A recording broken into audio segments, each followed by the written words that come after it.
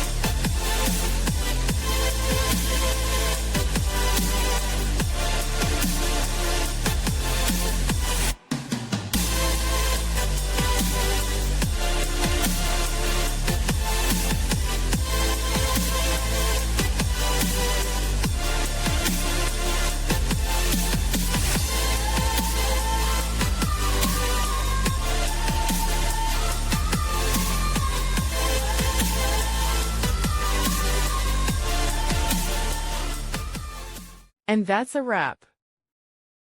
I hope you found the answer you were looking for. If you did, take a second to hit that subscribe button. It really helps out.